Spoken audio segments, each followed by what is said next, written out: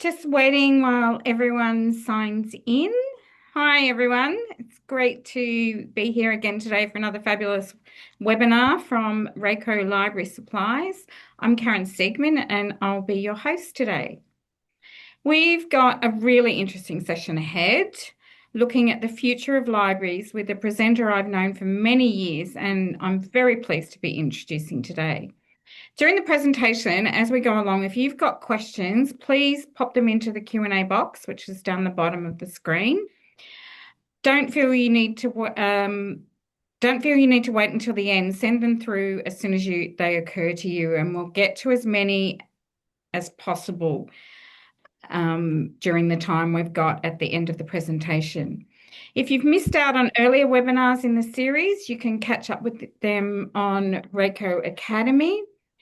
And I want to acknowledge that we're coming to you today from the unceded lands of the Wurundjeri, Wurrung and Bunurong peoples of the Kulin Nation, and pay my respects to their elders past and present, and welcome any Aboriginal and Torres Strait Islander people who are watching today. And the other thing I wanted to remind you is that you can view all the past webinars on Raeco. Just do a Google search for Raeco Academy and they'll all pop up there.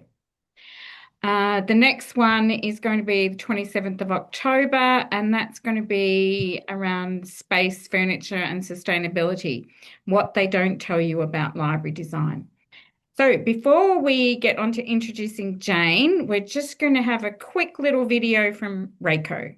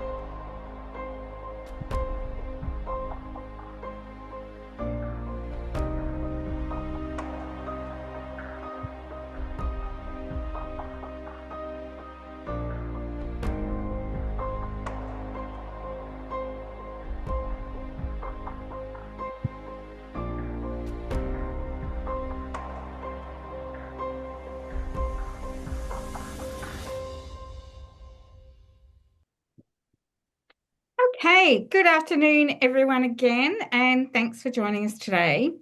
It's wonderful to see people from across the library sector coming together to explore what the future holds for our profession.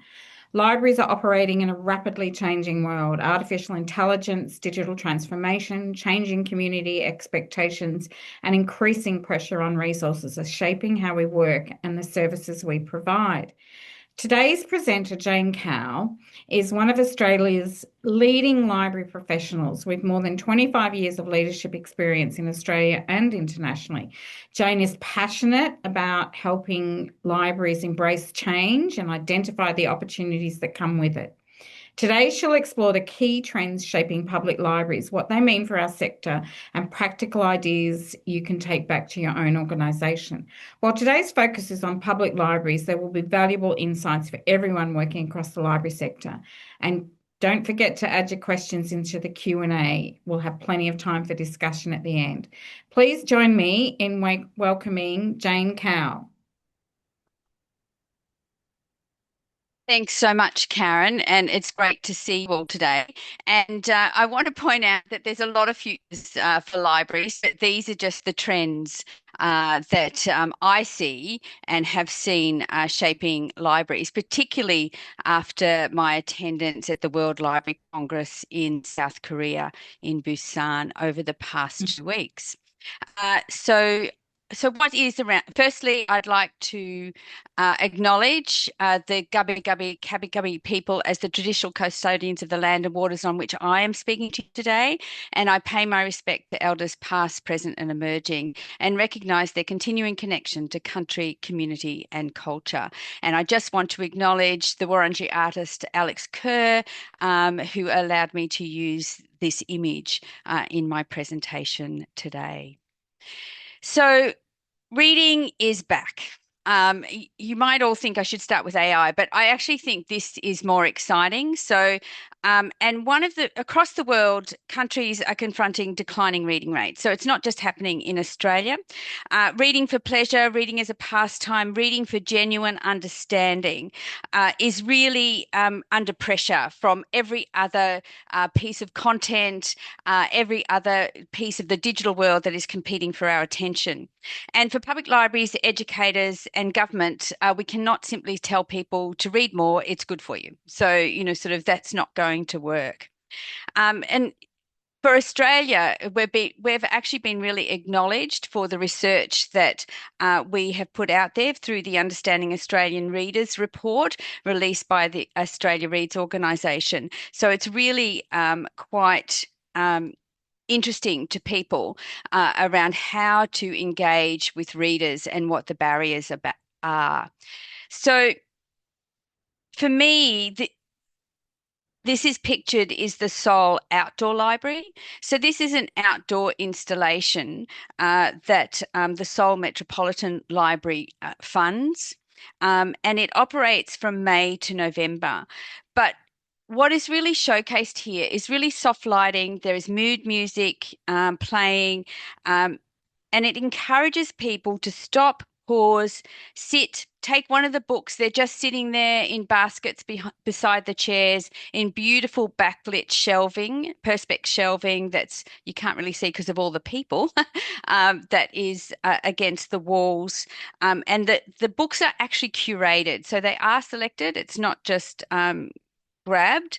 It's curated for the space and the theme that the library is pushing, and this is Stop a While.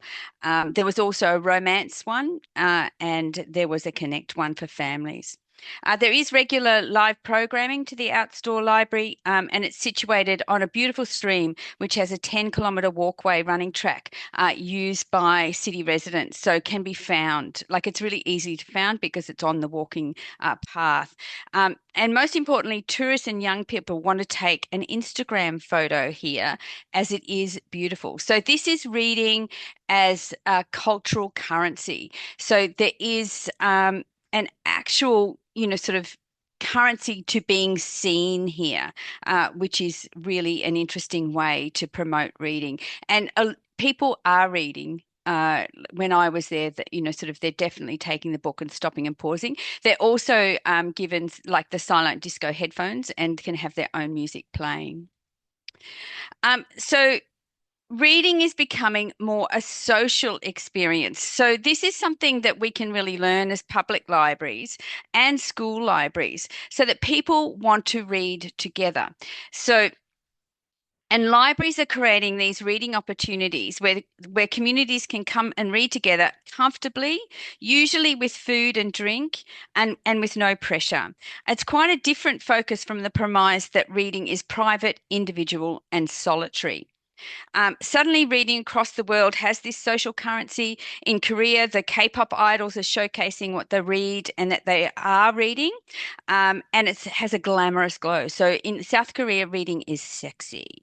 Um, so Book Talk also shares great books, and it's a wonderful, joyful place, Book Talk. But as we learnt in Australia, Reads report the biggest barrier to reading is finding that right book. So here, this is a book doof, and I want one. by the way. So it's a social gathering in a bar with food and drink. It is situated in Melbourne, so the book tours are being uh, organised in Melbourne, and it's organised currently by a writer. But this is an opportunity to pause, to detox from the digital world, read together, and this ends with a book swap and an opportunity to gush about your favorite read. And yes, it's my type of social outing. But the other thing that South Korea is doing, which I thought was really lovely too, is they're providing an online experience where you can transcribe that wonderful quote that you just read that really resonates with you, that sentence that you really want to share with someone, but suddenly there's nobody there to share with who might be interested. But they've created an online community where that can happen. So this kind of social experience, reading as a social experience, is also providing that no pressure social meetup that our communities are often missing, particularly now that that work and home are sometimes one and the same, and the lines between these are blurred and blurring. And so, sort of the opportunity to decouple from work is less pronounced when you're working from home. And so unlike a book club, you don't have to read the book. So you like the same book or have a timeline that you've got to meet. This is just about socializing with no pressure. Sort of there's actually no pressure to be on either. You can just come and read and, sort of nod to somebody, but feel as if you're part of the community. And more young people, sort of, and the Gen X's and Gen Zs are really looking for this kind of social opportunity to say hello and feel as if they're part of a community. So this is about reading, sort of connecting you to others, and so that it's a time to take a breath, pause, sink into some comfort and do some slow reading with no pressure. So not a wellness program, but one that is beneficial to your mental well-being and overcomes that sense of isolation. And particularly when sort of young people also don't even go to the shop to buy things anymore. They get them delivered. And I don't understand it, but sort of that is the culture. So they're not in intersecting every day, with people. And so they're feeling more and more socially isolated. So these kinds of social experience where there's no pressure are something that is really being wanted across the world. There's also a suite, and I could talk about a lot of countries, but I'm just showcasing these at the moment, but about national reading strategies. So these are going into legislation. They're changing the way that reading is focused on, and really raising the topic of reading up in their country. So in the United Kingdom, they've got a national year of reading. It's called Go All In. It's a whole focus for the 2026 year.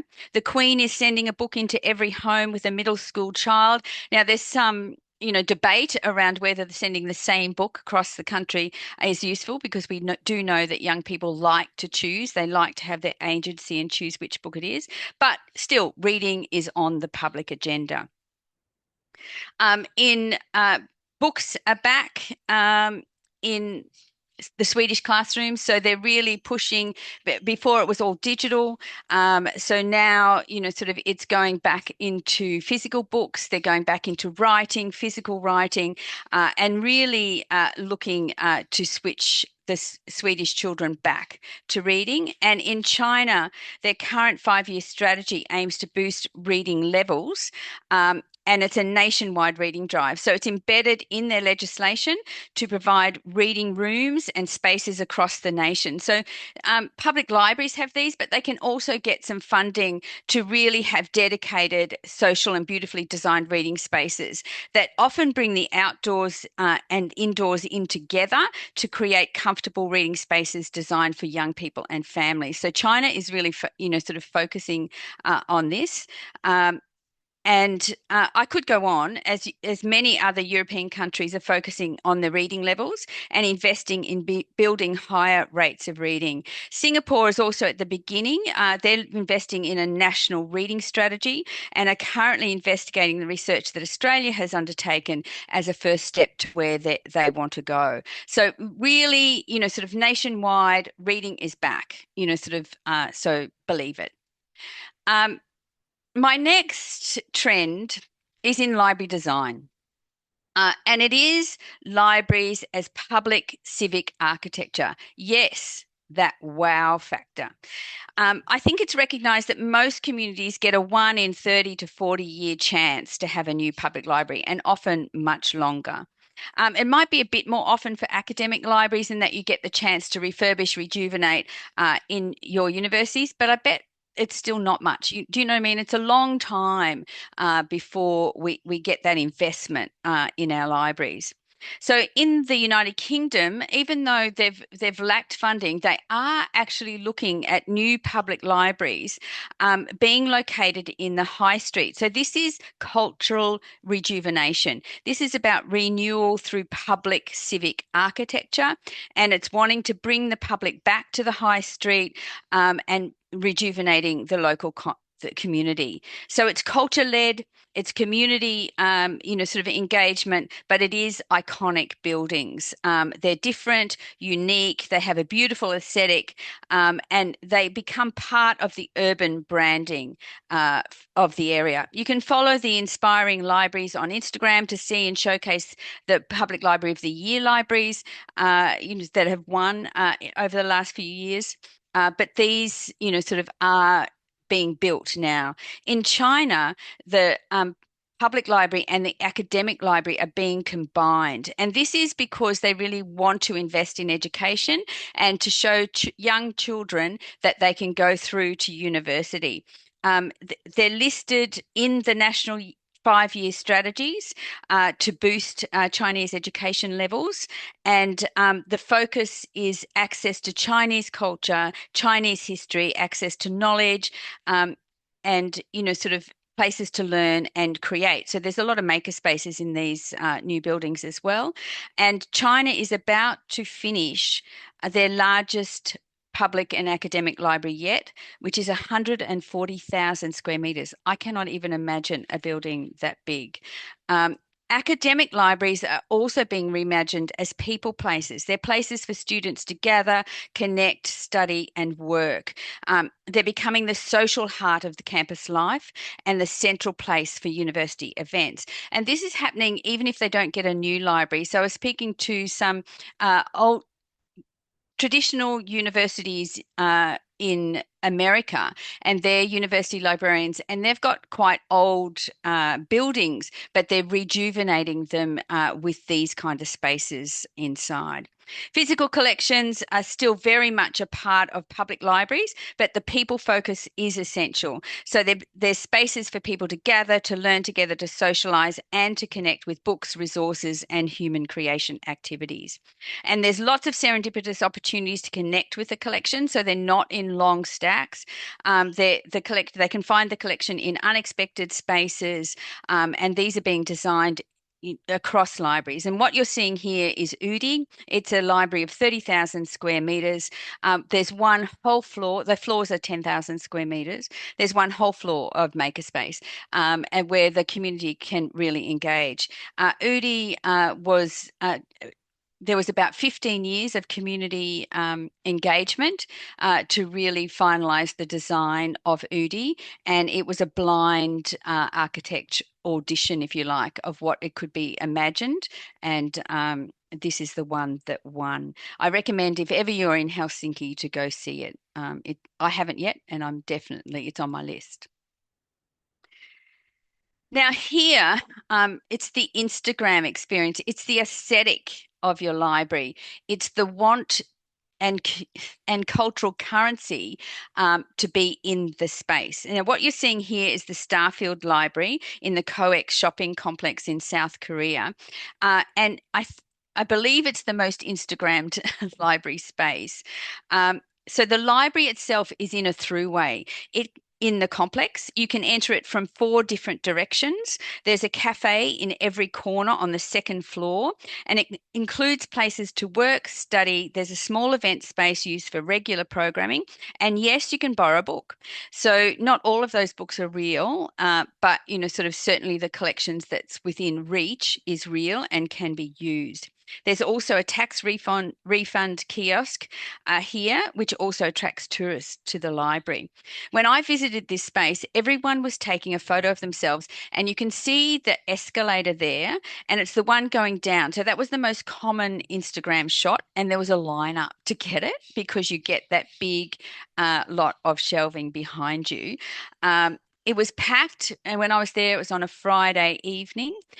So the Seoul Metropolitan Library Service was very good at creating these Instagrammable spaces. So the lighting is soft. The lighting is really good. That was the same in the outdoor library that you saw.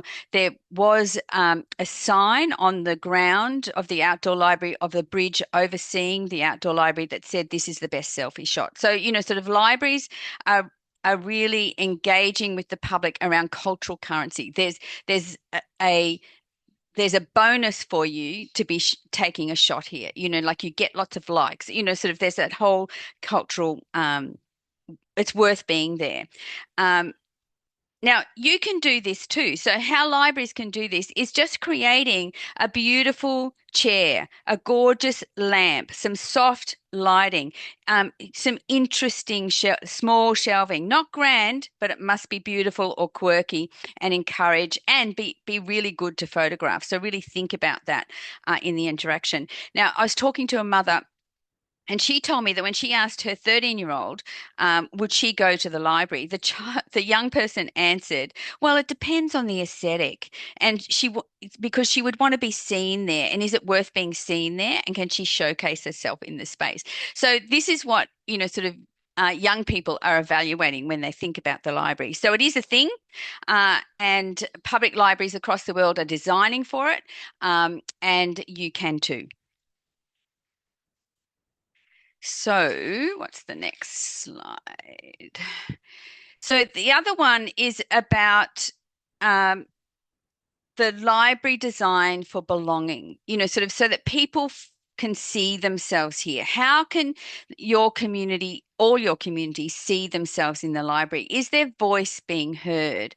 So, what's happening across the world, universities and school libraries and in public libraries, is all the physical barriers are being removed to coming in and out. So the security gates aren't there.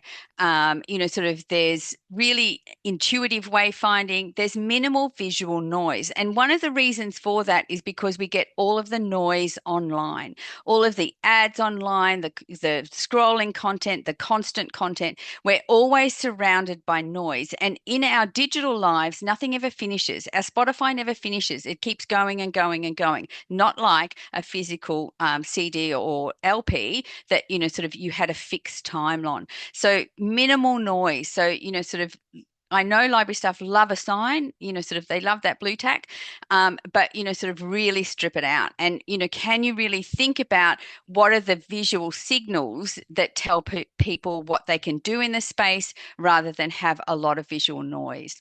There's a lot of blended learning environments. So that is that physical and digital. For school and academic libraries, sort of for academic libraries in that group work, the same in public libraries, sort of that you can do group work in small, sort of rooms, but you can blend your digital and physical, sort of in those spaces.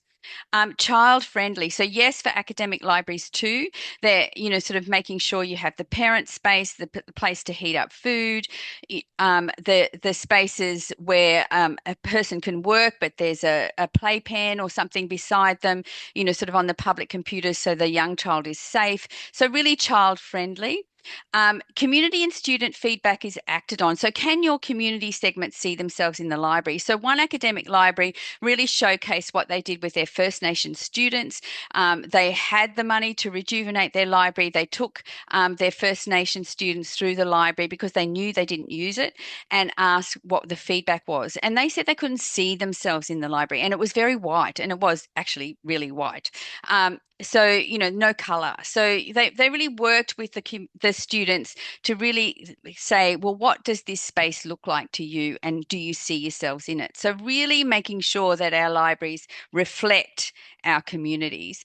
And there are maker spaces and creative spaces, and it's where the resources are always on, so that the staff intervention is not required. So this is really important because young people, particularly teenagers, won't talk to you. So, they're not going to come up to a staff member and ask. So the resources have to be always on. They have to know what they can see in the space they can use. It needs to be intuitive that I can do this. There might be some Kickstarter projects. There might be some visual, cues on what to do there. But the stuff is there to use and they can use it. And they don't need a staff member to say, yes, you can do that, or no, you can't. And the staff, sort of are really observing more what's happening so they can adjust the space. They're not interfering. The picture here is the Mesa Library, the Gateway Library in Arizona. It won the 2026 Library of the Year, and it's a series of buildings that are interconnected by walkways that can be used, or spaces that can be used for public events. It's a very clever building, and it's designed this way because they have 48-degree heat. So obviously they're not doing outdoor programming in 48-degree heat, but sort of in the other months, they can do that, and so it can be used. And sort of the whole building is porous, sort of that you can actually walk through, and the stories are held and showcased because we tell stories about our buildings. Our building tells stories about us. So whose stories get told? So whose stories are we showcasing in these buildings? So really designing for belonging is another strong theme that's coming through and becoming more common. And of course, let's talk now about artificial intelligence, because it is rolling over the top of us. Now, this is David Lanks. He is a information librarian who does the work to create our new librarians, and he says we're in an AI-induced shock. So the real problem with generative AI is not lack of training or business models or policy. It's actually uncertainty. We don't know what it will be in a year. We don't know what's going to happen. And his view, sort of librarians, we're credible people who build trusted places, and we should be doing that with AI. And that we should engage with it, so we're beyond, we should engage with it in a trustworthy way, in a moderated way, in an ethical way, but it's not something we can opt out of. So I recommend you have a look, sort of at his work. So in artificial intelligence, libraries contribute most by engaging thoughtfully with AI. Sort of it's about really thinking about how our community is engaging with it, what they need to know about it. Because one of the things that our community need to know, and you need to know and understand, is that AI is not magic. People thought Google was magic when, sort of search was there, but it's not magic. It is actually a machine, and it's a machine that's giving you some average things based on it wanting you to like it. So, it's going to agree with you unless you tell it not to. So the prompts that you give the AI to be critical of what you're saying, or be critical, sort of what you're writing, sort of you need to prompt it. Otherwise, it's going to be quite sycophantic. So we need, as libraries and as library associations and as national libraries, to help shape our national standards around AI, to really think about, sort of how it is made available and how it is equitable. We did this with the internet, sort of we did this with the Microsoft tools when people couldn't afford them. We provided access to Word and Excel. We provided access to the internet when it wasn't available to everybody's home. So the paid AI tools, the good AI tools, we need to really advocate that these are available at affordable prices throughout our libraries for those who cannot afford at home, or who don't have their digital infrastructure in their communities to actually use this. We need to demand transparency in how that the technical bros, the brothers, sort of are actually developing AI, and we need to model responsible use.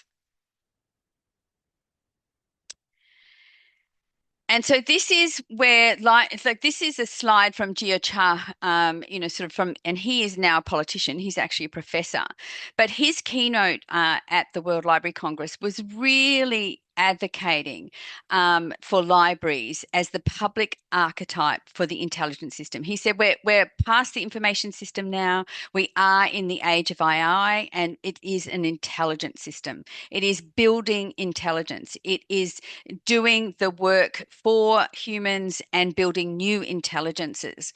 So we must be the public archetype, sort of the intelligence system. We must provide universal access to ensure that people are not excluded from the economic gain, sort of that AI can have, but also the economic shock that, sort of AI could also have in our communities.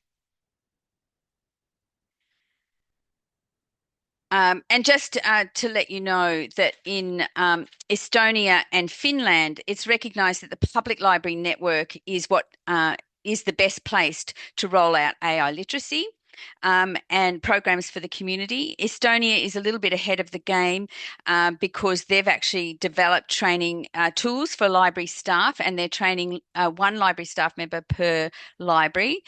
There's only 800 public library services in Estonia, so they're training them. They go back to their libraries to on train, and then they'll roll out the community AI literacy program. In Finland, they're taking their time and really thoughtfully engaging in this with their staff, but they've only been funded for one staff member to develop this training nationwide. So they're taking a thoughtful and considered approach. But the message, is that librarians and as library services, we cannot opt out. The academic world is working really hard with the faculty because there's still some faculty who doesn't want their students to use AI, and they're convincing the faculty members that their students are using AI and how to build it responsibly within, sort of the academic work. So there's quite a lot of work that the academic librarians are doing within their universities as well as with their students around ethical use of AI. So, sort of it is totally engaging and taking up time of librarians. There is also going to be the IFLA is developing a 23 things for AI, just like they did for 23 data things, 23 sort of social media things, all of those. So they're actually doing a pilot video, and that should be available next March. So, but we need to be investigating, discovering, and sort of working with, and really advocating for these tools to be available to every library staff member, because sometimes in our councils, sort of the tool is only available to a certain few, where just like we advocated for every library staff member to have access in the internet. I remember back in the 1990s when we had to do that. We may need to do that for the AI tools as well. So with the National Library of Australia, I really wanted to talk about this because they developed a really lengthy AI framework before they started any projects.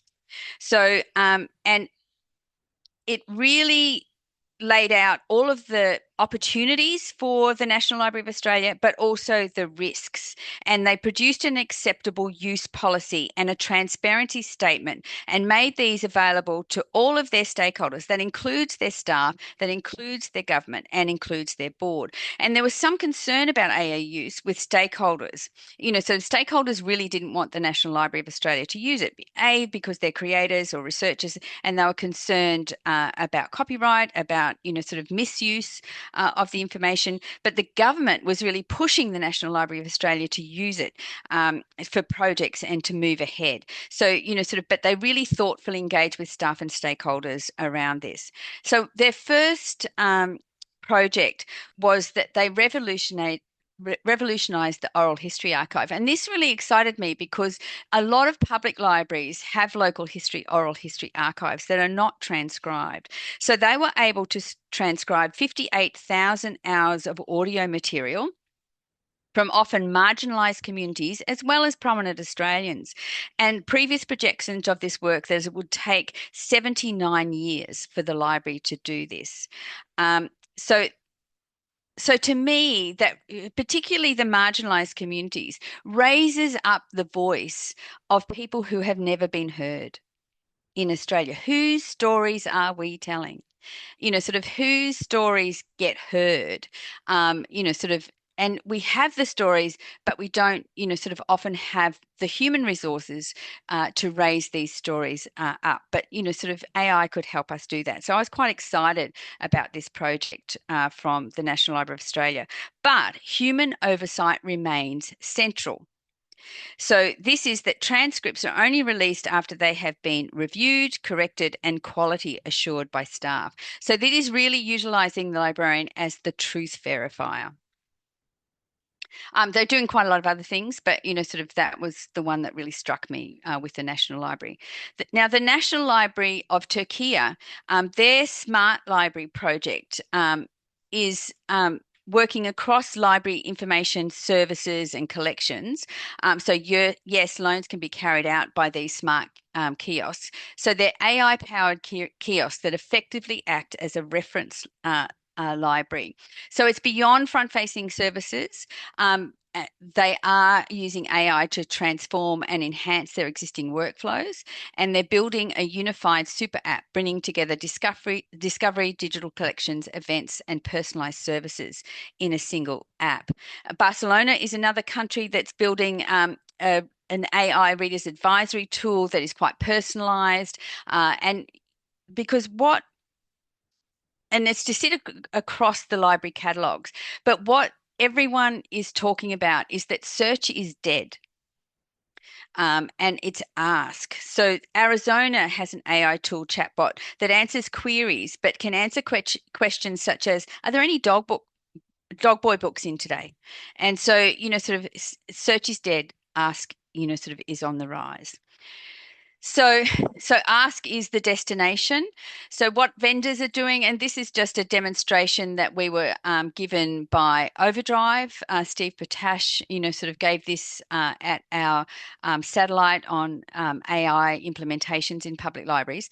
And he was talking about conversational interfaces as the new information architecture.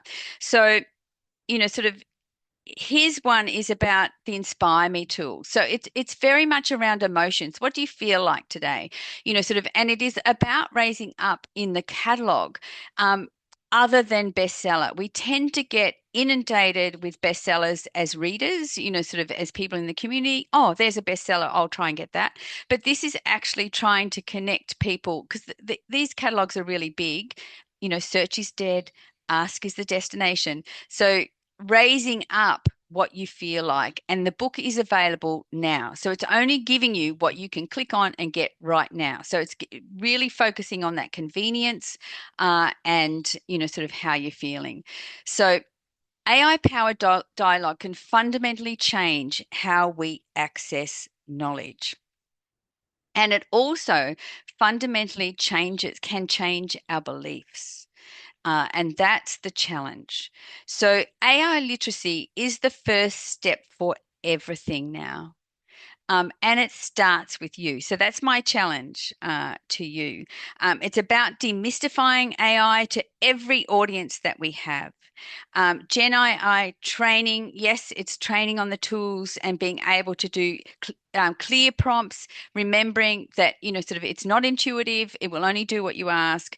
But there's a lot of libraries that are also helping people to understand where AI is intersecting in their everyday life and how to opt out. So it's giving people choice because currently we don't have choice. It's embedded in everything. And can I tell you, I want to write my own emails because I want to talk to you. So it won't even let me click on it.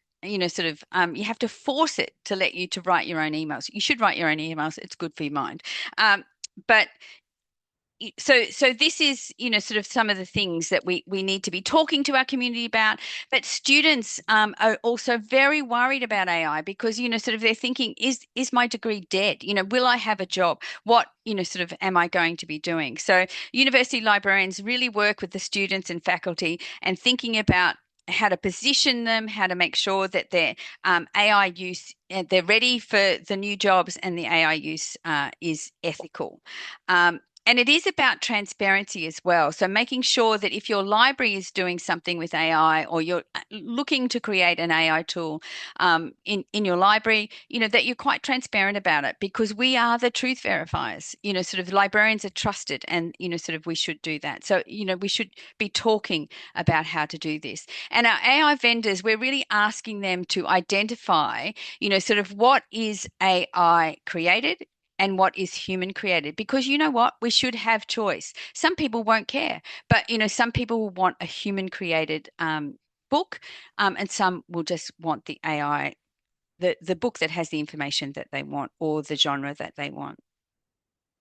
I also want to talk about, this is a slide from Dr. Kim Osman, and she was talking about her digital literacy research, and sort of what they were discovering around the AI urgency that is coming up through that research, is that children's digital literacies are not innate, and they're actually declining in Australia.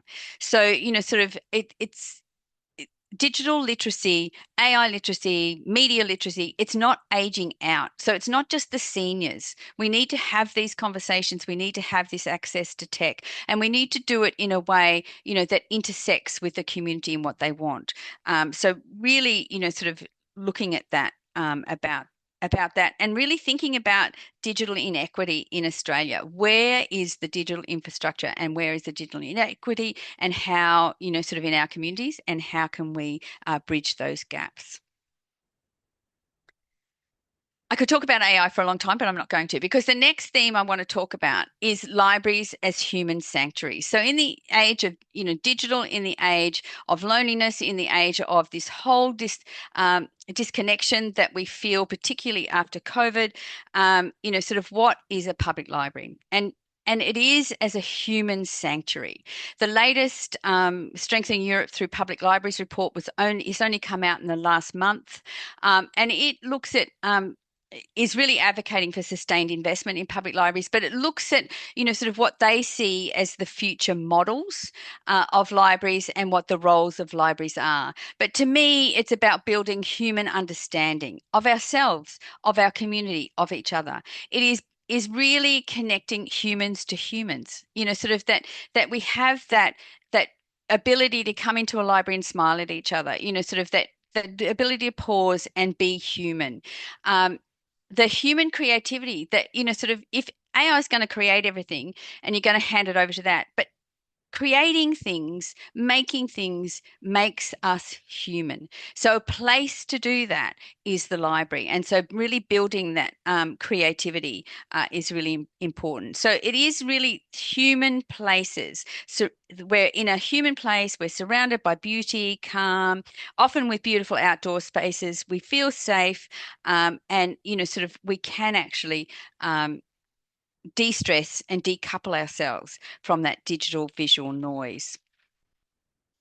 I'd be interested to know if you think that's useful to you. But sort of, for me as a human, it's where the art of questioning is empowered, a place where it's okay not to know. You don't have to always be on and pretend that you know. A place where humans can leverage AI prompts to unlock and create human intelligence. A place to learn just enough for your needs. You don't have to have more. I just want to know this bit.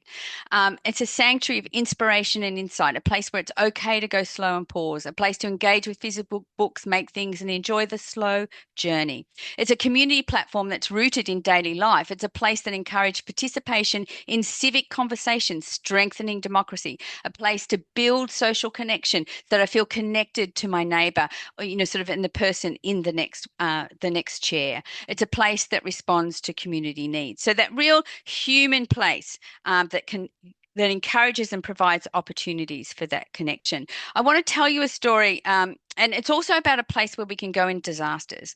So there was a presentation from Japan, and it was a Japanese mobile library that went into the disaster straight after the tsunami that happened in Japan. And she said, you might say, well, why would you go in? They need housing, they need food, they need electricity, but she said there was an older man there, and he came to the mobile library, and he just said, "You just bring me light. I am in darkness because of what's happened. But me engaging in something that I used to do, like borrowing from the library, is me connecting back to the light. You give me hope." So anyway, that made me, sort of really choke up, but it's quite emotional, the emotional connection that people have with the library and the staff of the library. So these are the roles that and skills of library staff. They're changing, and these are the ones that were in the OMC report. And I'm a bit, I'm not necessarily sure around each one, but sort of love to hear your thoughts on it. But it's a community builder. We connect people, ideas, and resources. We're storytellers. We promote reading, culture, and inclusion, and raise other stories up for everybody to be heard, I think. We're a guide. We aid navigation, empower users of all ages, for the new technologies. We're a facilitator. We combine organizational expertise with community engagement, and, and civic conversations, I think. We're a protector. We safeguard access to information and democracy. I'm a bit I think we more empower people rather than protect them, but which I think is a better role. We're a catalyst. We spark curiosity and stimulate co-creation, and we're a motivator. We encourage participation and create inclusive, open environments. So they're the skills that they're saying for public library staff for the future. Love to hear your thoughts on that. And that's my talk today. If you want to get in touch, sort of here's my contact details. You can read about some of my thoughts on my blog. I want to say that no artificial intelligence was used in this presentation. It was my thoughts only, and from my intersections and global intersections that I had over the past couple of weeks. And Thank that you, was the Jane. end. That was excellent. A lot of food for thought. We've got time for a couple of questions. So if anyone from the audience has got any questions, please pop them in the Q&A box now. But I've got some questions for you. So just listening to all of that, and I just wonder if libraries have always evolved with changing technology, and we're talking a lot about AI, which there was a webinar in May that we presented with Karina Lamb. So look that up on Raeco Academy. But what do you think will never change about the role of libraries, regardless of how much technology advances? I think we're about people. So I don't think that will ever change. Sort of, I think we're very connected to the community, and we're public. We're owned by the public. We respond to the public. And the other thing that I don't think will change is the ethics of our profession. Sort of, I think, sort of we as truth verifiers, I don't think we want to be fact checkers, but, sort of we're accountable, sort of to how we interact with our community. And, sort of we want to ensure that people feel that in our community feel heard. Currently, the polarization that's happening, particularly in Australia, is because some parts of our community felt unheard during COVID. They felt forced, sort of, and felt, disconnected. And so, Mm. sort of, and they've continued to feel that way. And the algorithms around, sort of which they engage are confirming their views. So we need to make sure that they feel heard. We need to bring them back into the community. A democracy has always represented, sort of different views. And I think from a public library perspective, we as a civic place to have those community conversations, the hard conversations in respectful ways will always continue. Very true. Very true. Another question I've got is, what's one trend that people are talking about that you think is overhyped? That's asking out of the blue. Oh, one trend that's overhyped. And there may not be any, but I just wondered if that is Um, sort of that. I, I think, well, one of the trends is that, sort of like to me, it's that, well, you can't do anything because your library's not a wow factor. Sort of, so it's the overemphasis that, we don't have an Udi. Well, you might have a beautiful corner. Do you know what I mean? Like you can have, sort of that beauty, and a wow factor can be small. You don't have to have the big space. Yeah. Okay. So what excites you most about the future of libraries? I think as human sanctuaries, sort of to me, as we move more online, as, sort of loneliness increases because we're engaging, sort of with language machines rather than with people, as sort of I think that excites me. I've always been a librarian who believes that libraries are about people and connecting people to reading, switching them on to that wonderful book, sort of switching them on to sort of a different point of view, or a new skill that they never knew they could do, that they could begin and plan and do something just for the joy of doing it. You don't have to be good at it. Currently now the cultural currency is if you're excellent. Well, sometimes you can just play, and that's okay, even as an adult. So I think that has always excited me.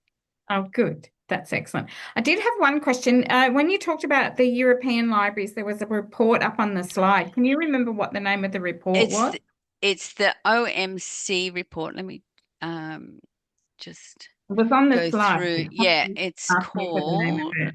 It's called, and it is downloadable, Strengthening Europe Through the Public Libraries. And it's the Open Method of Coordination group who wrote it. And there's about 38, I think, representatives from Europe public libraries who combined to Someone's, write that report. someone's just posted the link Oh, in the good. chat. It's Yeah. very helpful. Thank you, Sarah, for doing that.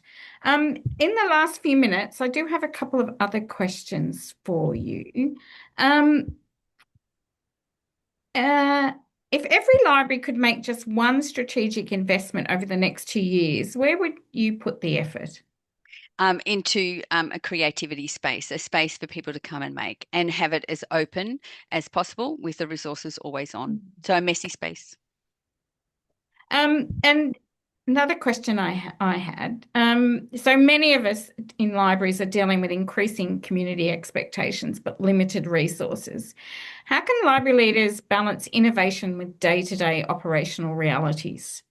That's a bit of a Well, trick. in my library service, like we did it with pilot programs, short, sharp, sort of, let's try something, sort of, and I see here, what do you think our libraries need most, a skill or a mindset? I think it's a mindset to try things, and it's a mindset for the library management that it's okay to fail because this is a learning.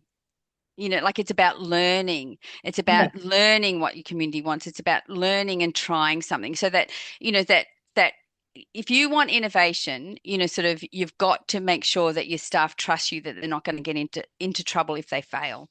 So, yes. sort of, and like, and I've written about that on my blog, sort of about how to build that trust. Mm. And sort of really look at those pilot projects, and it's something that you don't have to keep forever. It's a pilot and kill it. What did you learn? And that builds on to the next Yeah, pilot and absolutely. kill it.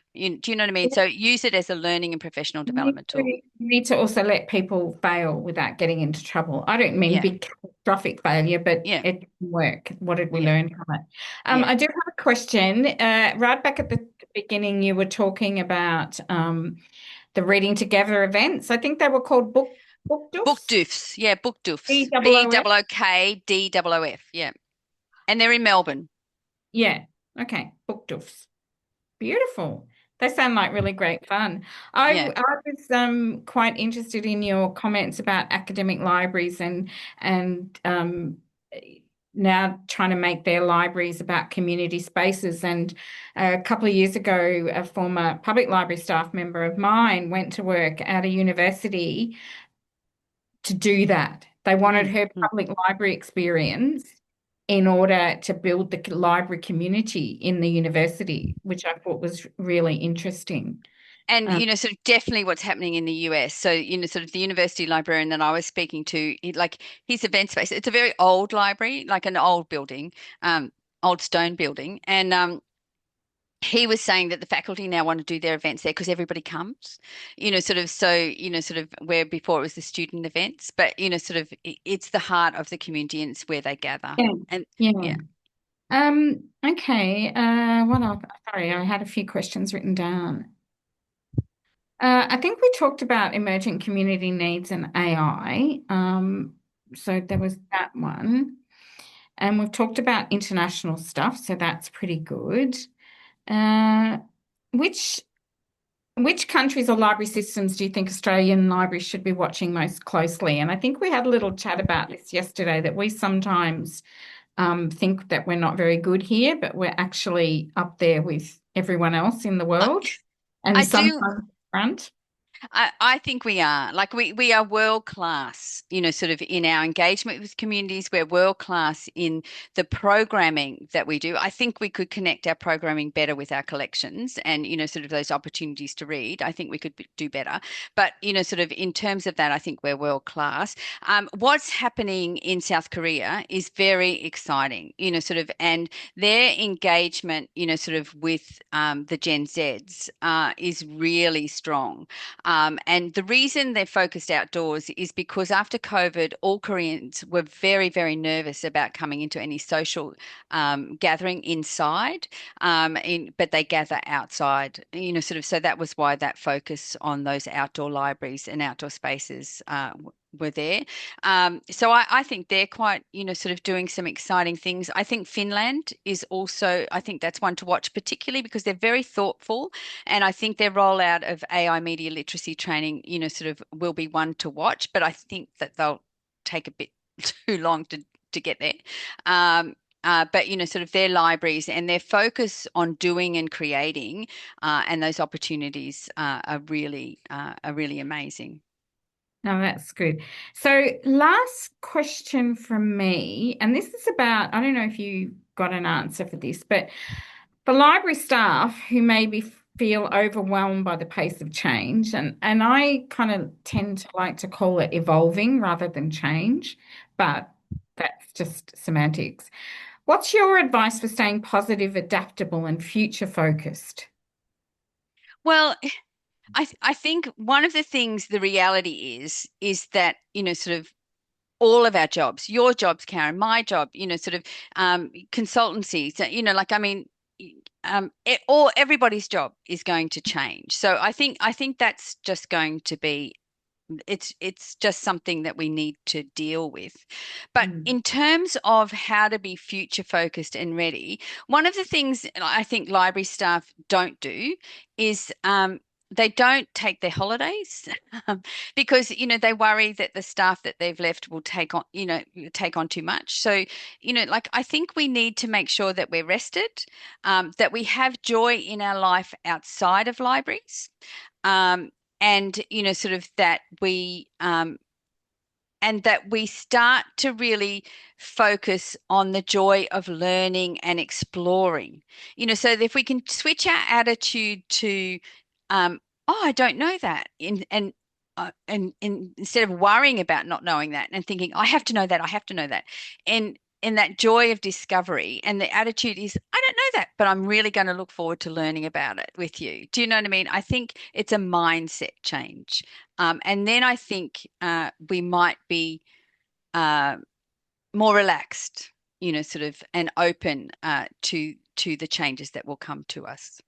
That's excellent to finish on because we're almost at the end. So thank you, Jane, so much for sharing your insights with us today. And thank you, everyone, for joining us for this session. It was really interesting. As I said earlier, if you'd like to watch previous webinars, just do a Google search for Raeco Academy, and there is one on AI from May. And please join us again on October 27th for the webinar, What They Don't Tell You About Library Design. Thank you for watching today and look forward to seeing you next time. Thank you, Jane. Thanks, Okay, see you, everyone. everyone.